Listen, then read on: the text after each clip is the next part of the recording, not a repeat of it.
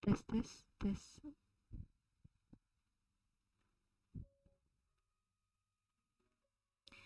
Selamat sore Pak, selamat sore Kak, selamat sore Bang. Perkenalkan, nama saya Tiarani Sibarani dengan NIM 12S22037.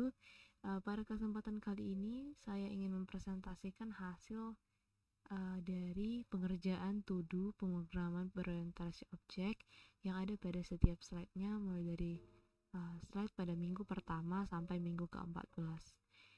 Jadi di sini uh, pada minggu pertama tidak ada to-do yang itu dimulai pada minggu kedua sesi ketiga. Yang pertama itu adalah bagaimana menuliskan kelas yang lain. Kedua, apa itu kegunaan dari keyword this. Kemudian pada Java Lang Object to String method, apa aja sih benefit dari si overriding itu. Kemudian apa sih sebenarnya overriding itu. Untuk yang selanjutnya, what would happen if we replace apa jadinya kalau kita mengganti private itu private access modifiernya jadi public. Kayak mana cara mengcompare, kayak mana kita bisa cara kita mengcompare dua objek. Jadi jawaban itu yang pertama menurut saya adalah dalam pembuatan kelas untuk mengatur kode pemrograman perlu dilakukan hal itu perlu dilakukan karena agar kode yang kita buat itu lebih modular dan terstruktur. Modular itu berarti kayak bergrup-grup kayak itu, lebih kecil solusi-solusi yang dibangun. Kemudian setiap kelasnya itu memiliki atribut dan metode untuk memanipulasi data. Kemudian kegunaan dari keyword di situ adalah untuk merujuk objek saat ini. Dan ini akan berguna ketika ada atribut atau metode dengan nama yang sama di dalam kelas. Contohnya itu seperti ini. Ada kelas mahasiswa dengan atribut nama. This itu berguna untuk merujuk pada objek yang udah kita buat tadi, objek string dengan nama yang memiliki identitas nama pada kelas mahasiswa. Kemudian method toString itu di dalam Java Lang Object punya sifat inherit atau menurunkan sifatnya dari kelas objek. Kelas objek lah yang memiliki method toString. Fungsi defaultnya itu untuk mengembalikan representasi string berupa nama kelas diikuti tanda add dan kode hash object. Contohnya itu example mahasiswa add 1A 2B 3C. Keuntungan override to string akan memungkinkan kita untuk membuat representasi string yang lebih informatif tentang objek yang sudah kita buat. Ini berguna untuk mencetak objek dan menggunakannya dalam debugging ataupun pemecahan masalah.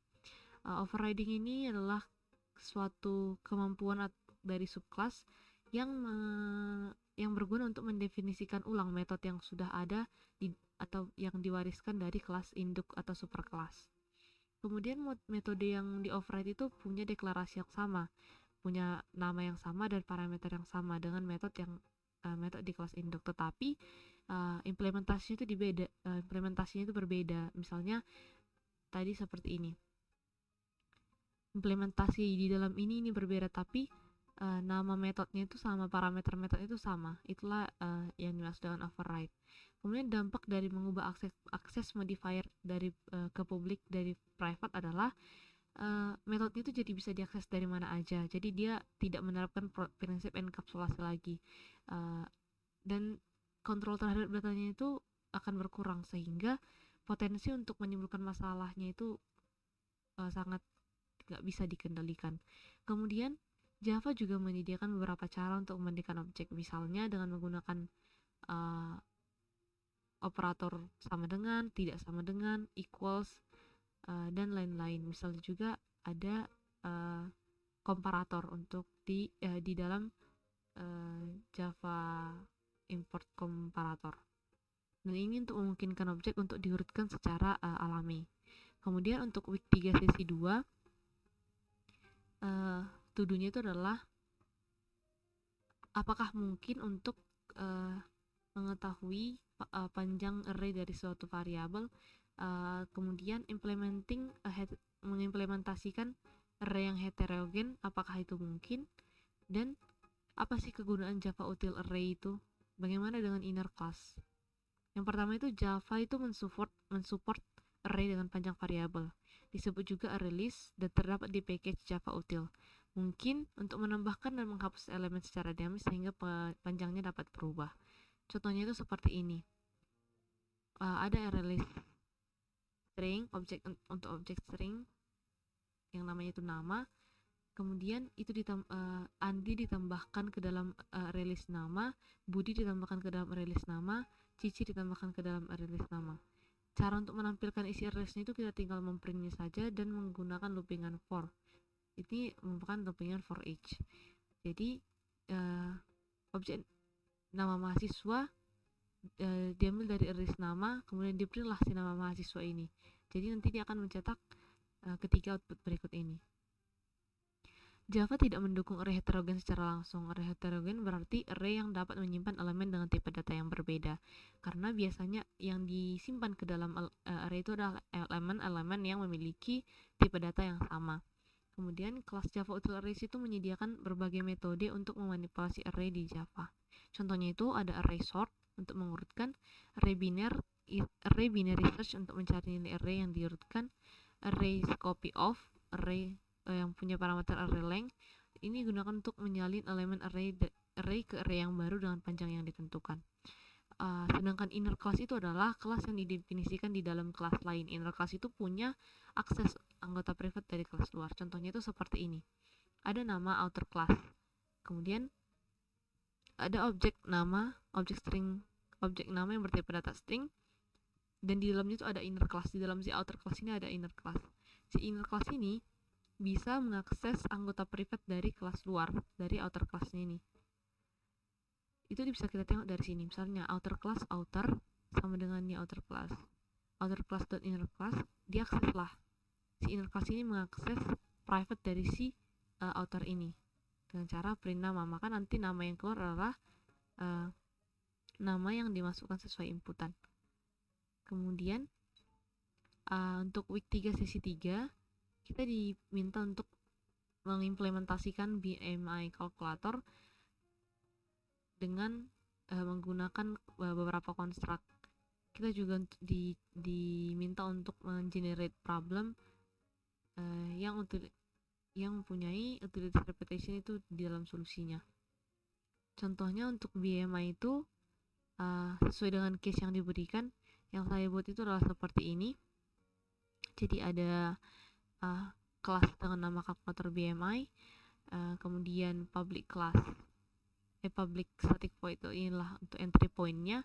Kemudian di sini kita untuk meminta input dari pengguna.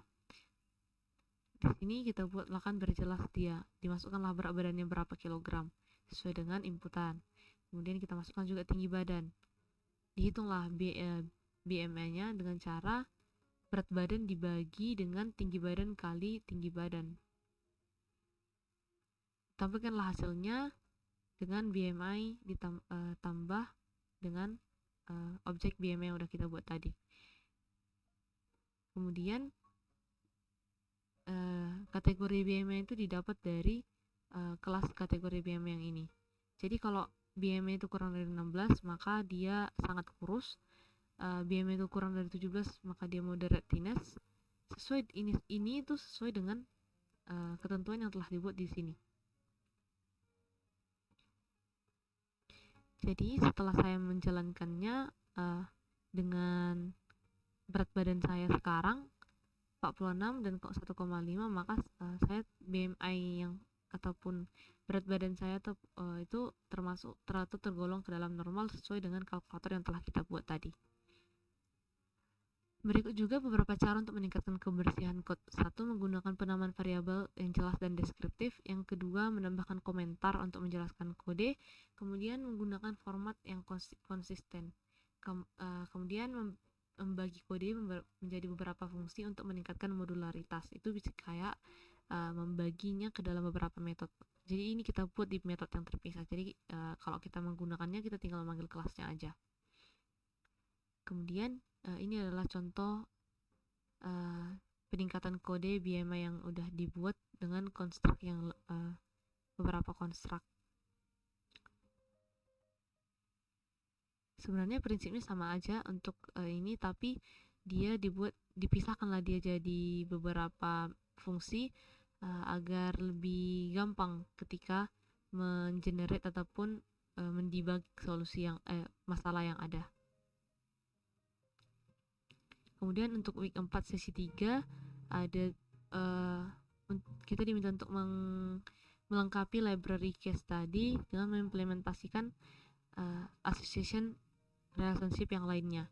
Kemudian menemukan kasus lain dengan mengidentifikasi interact object dan mendefinisikan relationship-nya. Complete library case. Inilah untuk yang complete library case, di mana di sini ada nama kelas library, ada object user dan book. Kemudian untuk studi kasus yang berbeda, kita bisa melihat sistem peminjaman buku di perpustakaan, di mana buku dapat dipinjam dan dikembalikan. Objek yang berinteraksi itu ataupun relationship-nya itu member itu untuk meminjam buku, loan itu untuk merepresentasikan peminjaman buku. Hubungannya itu library dan books itu seperti sebelumnya, perpustakaan memiliki banyak buku. Member dan loan, seorang member dapat memiliki banyak peminjaman, tapi sebuah loan hanya terkait dengan satu member. Loan dan book itu punya hubungan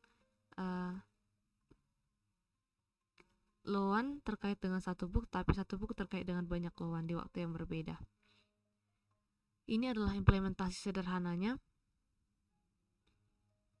Kemudian association relationship itu dalam konteks object oriented programming, asosiasi itu hubungan antara dua objek yang mungkin satu objek itu mengenal yang lain. Asosiasi itu bersifat satu arah atau dua arah. Dalam kasus library dan book, itu adalah asosiasi satu arah dari library ke book karena library memiliki referensi ke book, tetapi tidak sebaliknya. Dalam kasus member dan loan, itu adalah asosiasi dua arah karena loan tahu member yang meminjam dan member yang karena loan tahu tentang member yang meminjam dan member tahu tentang loannya. Mengimplementasikan hubungan asosiasi yang tepat dalam code yang kita bangun itu dapat membantu memodelkan dunia nyata lebih akurat dan memudahkan pemeliharaan pengembangan aplikasi. Jadi pada itu untuk to do week 4 sesi 3. To do week 5 sesi 1 itu kita diminta untuk mengeksplor Java Collection Framework. Kemudian kita diminta untuk mencoba menggunakan Java Util Iterator untuk mengiterasikan elemen yang ada dalam Java Util Iterable. Misal, mahasiswa dengan atribut nama dan NIM, itulah kita buat untuk kelas sederhananya. Kemudian kita buatlah instance kelasnya. Buat beberapa mahasiswa dengan kemudian memilih collection framework yang sesuai. Misal kita di sini menggunakan ArrayList untuk menyimpan objek mahasiswa. Kemudian menambahkan objek ke dalam collection dan menggunakan metode add untuk menambahkan objek mahasiswa ke dalam ArrayList. Iterasi menggunakan iterator digunakan untuk looping mengakses setiap objek mahasiswa. Penerapannya itu ada seperti berikut. Ada nama kelas, sebuah kelas dengan nama mahasiswa demo yang punya entry point dan mempunyai di dalamnya itu ada kelas mahasiswa dengan atribut nama dan NIM. Kemudian ada metode mahasiswa yang parameternya itu atau konstruktornya itu mahasiswa, nama dan NIM. Dirujuklah nama si mahasiswa ini dan NIM si mahasiswa ini. Kemudian kita buatlah objek untuk si mahasiswanya itu. Kita buatlah nilainya yaitu si Andi dan NIM-nya itu 1234, Budi NIM-nya itu 54321 dan Cici NIM-nya itu 67890. Kemudian kita gunakanlah ArrayList untuk menambahkan setiap objek yang udah kita buat tadi ke dalam array-nya. Kemudian kita iterasikanlah menggunakan iterator, di mana di sini kita memanfaatkan while penggunaan looping while iterator.hasNext, di mana objek mahasiswa yang udah kita buat tadi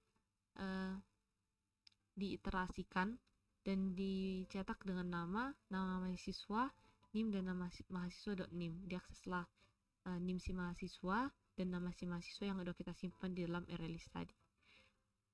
Dokumentasi resmi Java itu dapat ditengok di https://doc.oracle Java tutorial collection intro index HTML.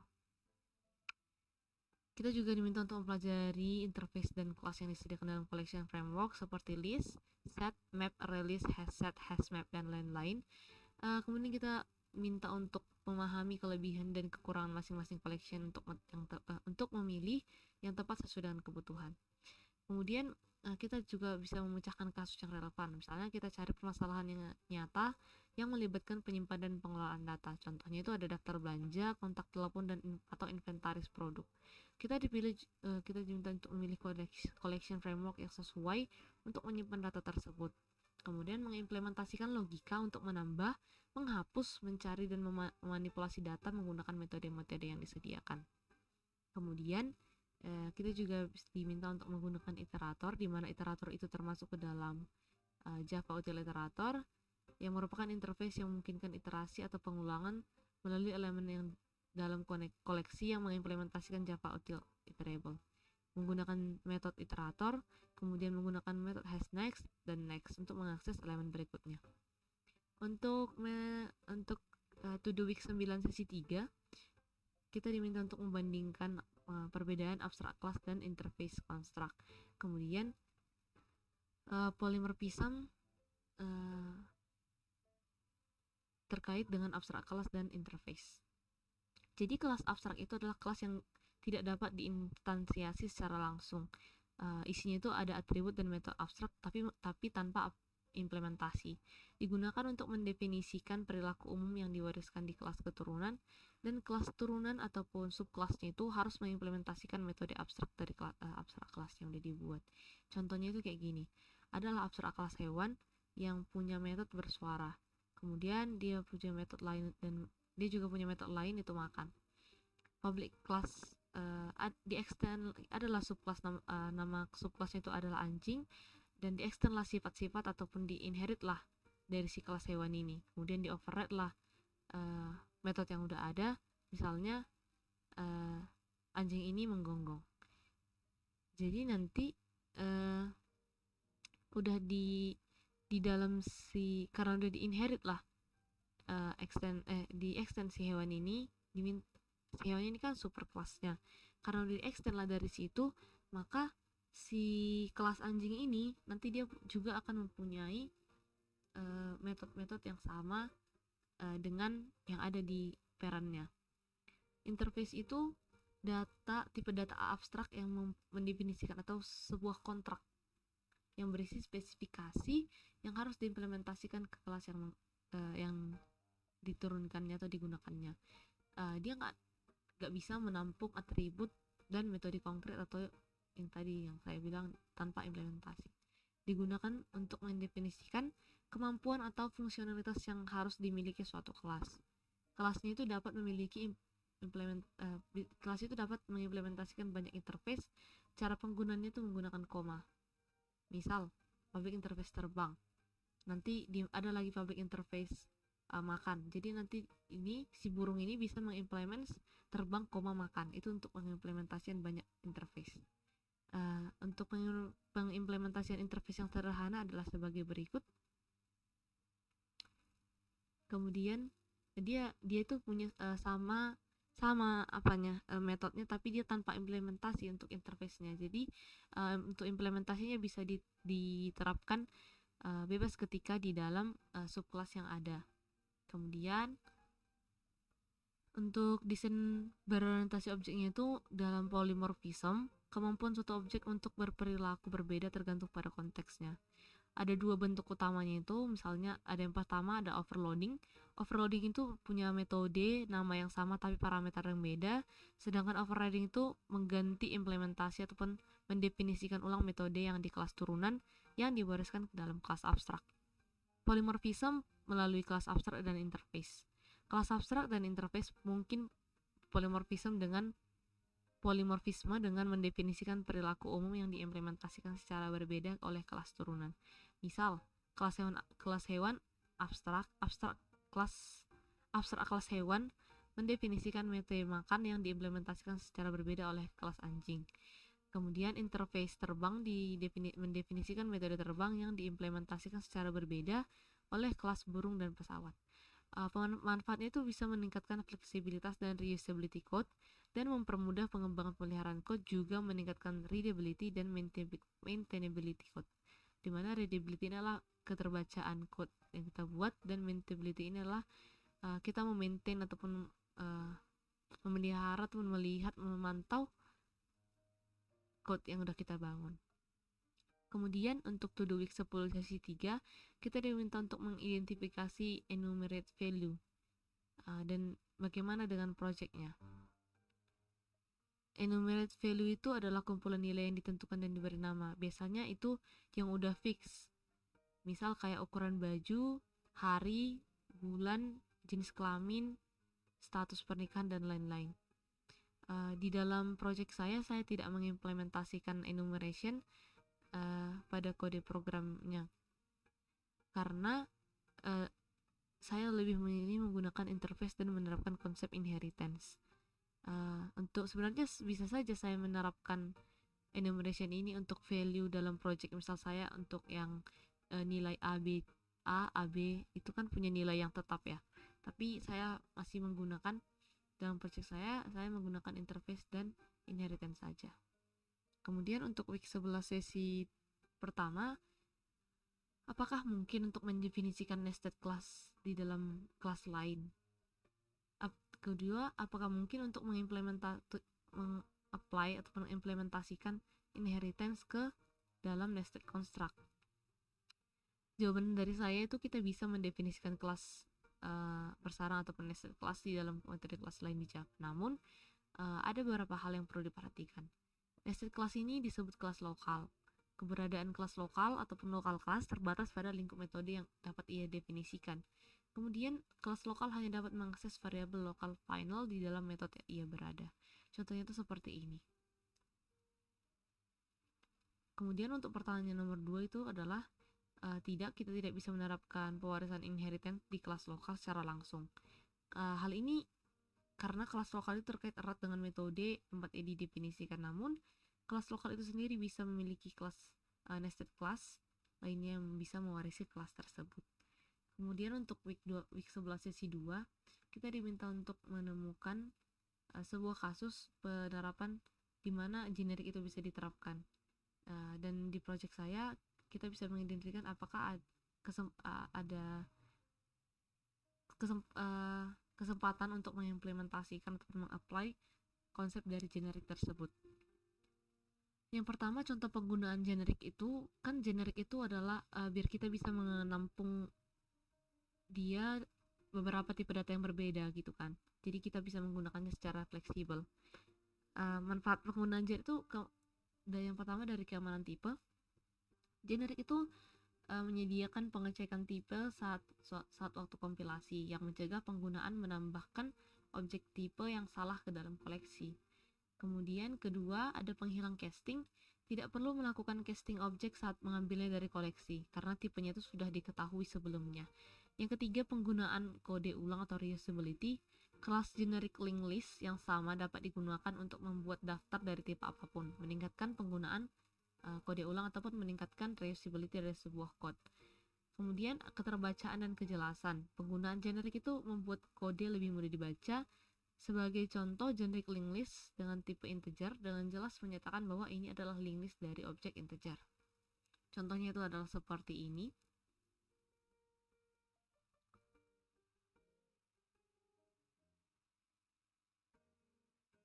Kemudian contoh penerapan generic dalam project saya itu adalah dengan penggunaan print information, di mana public generic itu saya misalkan dalam elemen T, dan ini saya gunakan untuk memprint informasi ataupun yang ada di dalam project saya, misalnya memprint lecturer, student, course, dan enrollment. Bisa diterapkan di bagian mencetak informasi. Generik dapat digunakan untuk menghasilkan tipe data yang konsisten. Kemudian di week 11 sesi 3 adalah membandingkan record, perbedaan record dan enumeration dan ordinary class, dan menemukan kasus di mana record bisa diimplementasikan. Dan dalam project, apakah ada kesempatan untuk mengimplementasikan record tersebut? Yang pertama, kita mengcompare ataupun membandingkan recordnya itu dengan enumeration dan ordinary class. Kriteria itu yang pertama adalah immutable secara default. Record itu punya immutable, sedangkan yang lainnya tidak. Kemudian mendefinisikan konstan. Record tidak bisa mendefinisikan konstan, melainkan enumeration lah yang bisa mendefinisikan konstan. Fields final secara default itu bisa diimplementasikan oleh record dan enumeration. Auto generate equals, hashcode, dan toString itu bisa langsung ada di dalam si record. Sedangkan untuk enumeration dan kelas biasa itu butuh construct untuk melakukannya. Kemudian dengan kriteria dapat mewarisi kelas lain itu hanya bisa diterapkan oleh ordinary class. Dapat memiliki fields non-final itu juga diterapkan oleh ordinary class. Kemudian dapat mendefinisikan metode apapun itu ada di dalam ketiga kelas ini ataupun model ini. Yang pertama itu ada di record, ada di enum, dan ada di ordinary class. Untuk konstruktor otomatis oleh compiler itu ada di record dan enumeration. Untuk fleksibilitas dalam desain itu dimiliki oleh kriteria yang dimiliki oleh ordinary class. Kemudian dapat mengimplementasikan interface itu dimiliki oleh ketiganya. Dan yang terakhir adalah keistimewaan khusus, misal singkatan untuk record, daftar konstan untuk enumeration, dan itu dimiliki oleh kedua kelas tersebut. Kemudian bagaimana case yang bisa mengimplementasikan record? Record itu bisa diimplementasikan dengan contoh sebagai berikut. Jadi dia nggak harus kita definisikan lagi construct-nya, setter getternya, karena dia udah punya semuanya itu di dalam toString-nya. Jadi kita tinggal panggil toString aja, nanti dia udah memanggilnya ataupun menyimpan itu ke dalam parameternya. Beginilah keluarannya. Pengimplementasian record pada project saya itu bisa diimplementasikan dalam T01. Kemudian outputnya akan sama seperti yang diminta. Pengimplementasi bisa diimplementasikan di T02. Implementasi seperti berikut ini. Kemudian bisa outputnya sama. Untuk T03, T04, T05, T06, dan T07 ini tidak bisa diimplementasikan karena di dalam hal ini disebabkan karena kebutuhan yang ada dalam program ataupun project saya itu tidak lagi sederhana, sebab harus ada penggunaan setter ataupun mutator untuk memberikan value pada sebuah atribut yang dibutuhkan di dalam driver 2. Terjadi juga keterbatasan fungsionalitas karena tidak dapat menambahkan fungsi tambahan selain konstruktor. Hashcode equals getter dan toString. Code yang diberikan juga nantinya akan lebih sulit ketika ingin dimengerti. Memang sederhana dalam segi penulisan program, tetapi alurnya nanti akan sulit dimengerti. Kebutuhan untuk mutabilitas juga terbatas. Record secara default bersifat immutable, tidak dapat diubah setelah pembuatannya. Untuk week 12 sesi 1 kita diminta untuk local class itu yang tidak umum, kita bisa menggunakan itu dengan accomplish solution. Kita juga diminta untuk think for a second, berpikir mengapa local class itu tidak bisa mempunyai class level attribute dan behavior. Menurut saya adalah karena tujuan dari local class itu dibuat adalah untuk menangani solusi ataupun logika yang terbatas untuk kelas itu sendiri. Local class itu cakupannya terbatas dan tergantung dengan konteks isi dari solusi yang ingin dikembangkan. Local class juga merupakan penggunaan yang spesifik, bukan untuk digunakan untuk publik. Week 12 sesi 2 itu diminta untuk mengeksplor konsep dari abstract class dan pendekatan yang lebih sering untuk pengimplementasian local class. Dan anonymous class itu umumnya digunakan di GUI based solution, event driven programming, dan itu biasanya highly recommended untuk dicoba.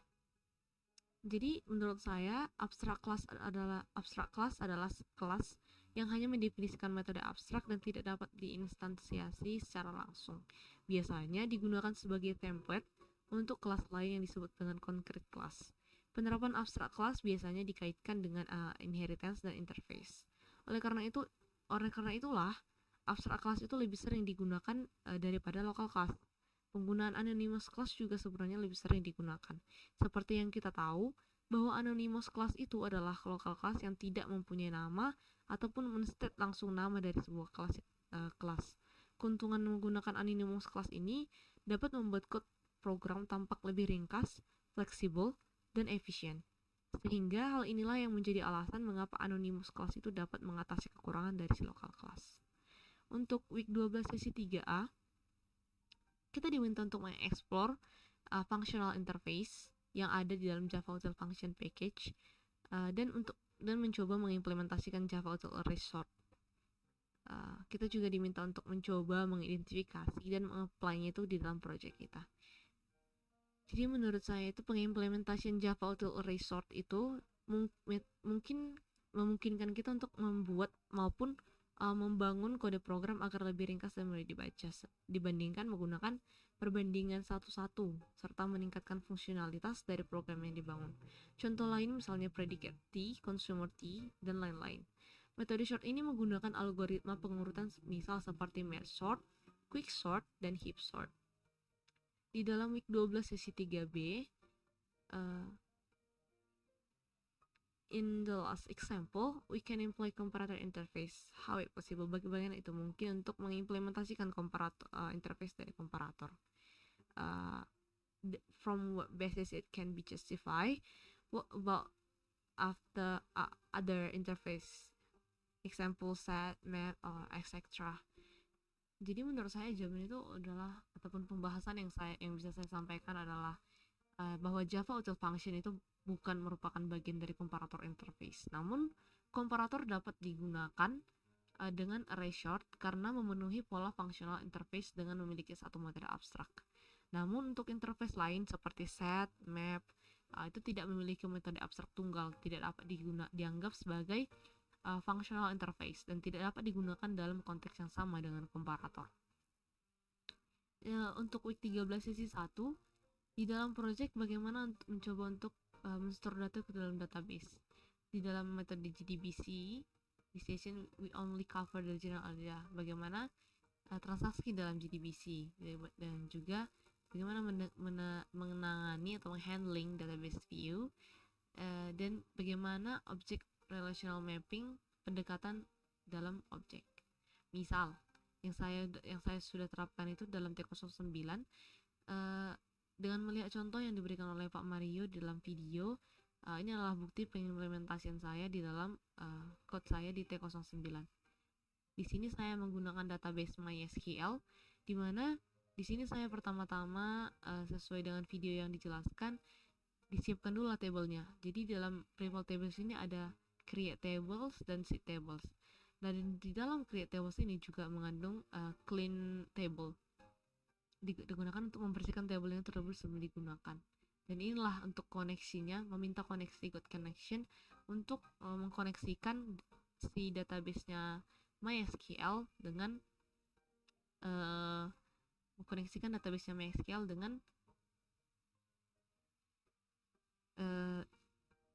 Java. Ini adalah metode yang digunakan untuk membuat tabel sama seperti query-query SQL lainnya. Ada create table untuk lecturer, course, student, enrollment, dan enrollment grade.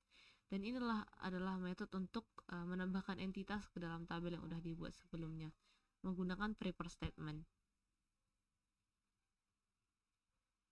Kemudian inilah metode untuk mengambil data dari database sehingga bisa ditampilkan ke terminal di dalam Visual Studio Code dengan menggunakan query select untuk setiap entitasnya. Kemudian di week 13 sesi 2 ada ORM hands-on, bagaimana data mapper itu atau active record, pola dari active record itu dalam project kita, dan Java Persistent API yang spesial di Enterprise Grade Application. Kita diminta untuk mengeksplornya. Jadi menurut saya hasil yang sudah saya explore adalah untuk bagian hands-on, saya juga sudah menerapkan dalam proyek saya, yaitu mengubah entitas menjadi tabel, objek jadi baris, atribut jadi kolom, dan value-nya jadi sel data dalam database. Bagian Java Persistent API yang saya explore adalah bahwa GPA mempunyai peran penting dalam aplikasi tingkat enterprise karena memudahkan pengembang untuk menyimpan, mengambil, dan mengelola data pada basis data menggunakan konsep dalam basis data yang menggunakan objek dalam Java. GPA juga menyediakan fitur-fitur seperti caching, transaksi, dan querying yang kuat, membuatnya menjadi pilihan populer untuk pengembangan aplikasi skala besar. Jadi itu untuk yang week 13 sisi 3, dan ini adalah untuk week 14 sisi 1 dan merupakan to-do terakhir pada pemrograman berorientasi objek. Kita diminta untuk mendiskus ataupun kelima prinsipal solid tersebut dan bagaimana penerapan konkretnya. Jadi solid itu kan ada SRP, single responsibility, open close, list of substitution, interface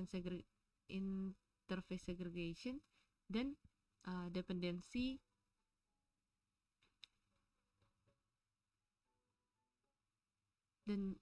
dependency. Jadi SRP itu memisahkan kita untuk memiliki kelas employee yang menyimpan data karyawan dan menghitung gaji karyawan. Kelas ini melanggar SRP karena punya dua tanggung jawab yang berbeda. Kita dapat memisahkan fungsionalitas ini menjadi dua kelas yang terpisah, satu untuk menyimpan data dan satu lagi untuk menghitung gaji karyawan. Open close, kita diminta untuk membayangkan kita memiliki sistem pembayaran dengan berbagai metode pembayaran, misal seperti kartu kredit, transfer bank, dan PayPal. Alih-alih penggunaan mengubah kode sumber metode pembayaran yang udah ada, setiap kali ada pembayaran baru, kita dapat menerapkan OCP dengan membuat kelas pembayaran yang terbuka untuk eksistensi tapi tertutup untuk modifikasi. Ini memungkinkan kita untuk menambahkan metode pembayaran baru dan membuat kelas baru yang mengimplementasikan antarmuka yang sama tanpa mengubah kode yang udah ada. LSP ini misalkan kita punya kelas rectangle dengan metode setLength dan setWidth, dan kemudian kita membuat kelas square yang mewarisi kelas rectangle. Namun jika kita memaksa square untuk mematuhi kontrak rectangle dengan mengubah perilaku metodenya, misalnya dengan membuat setLength hanya mengatur panjang atau lebar tetapi tidak keduanya, maka kita melanggar LSP. Solusinya adalah untuk merancang hierarki kelas yang memungkinkan substitusi tanpa mengubah perilaku yang diharapkan. ESP ini memisahkan kita untuk memiliki interface machine dengan metode print, scan, dan fax. Dan kemudian kita memiliki kelas printer machine yang mengimplementasikan semua metode, tapi kita hanya menggunakan metode print. Ini melanggar ISP karena kelas yang mengimplementasikan antarmuka harus bergantung pada metode yang sesuai dengan kebutuhannya. Sebagai solusi, kita dapat memisahkan antarmuka mesin menjadi beberapa antarmuka lebih kecil seperti printable, scannable, dan faxable. Kemudian ada deep, yaitu bayangkan kita punya kelas car yang secara langsung bergantung pada engine. Ini melanggar deep karena car yang secara langsung terikat pada implementasi kelas engine. Sebagai gantinya, kita dapat menerapkan deep dengan menggunakan pola injeksi ketergantungan, di mana car bergantung pada interface-nya engine dan ketergantungan konkret diberikan melalui constructor atau metode injeksi, sehingga memisahkan kelas car dari implementasi spesifik engine. Baiklah, saya rasa sekianlah presentasi saya tentang to-do pemrograman berorientasi objek. Atas perhatiannya saya mengucapkan terima kasih dan maaf bila ada kesalahan kata ataupun perilaku saya dalam presentasi kali ini. Untuk menutupnya saya mengucapkan terima kasih. Selamat sore.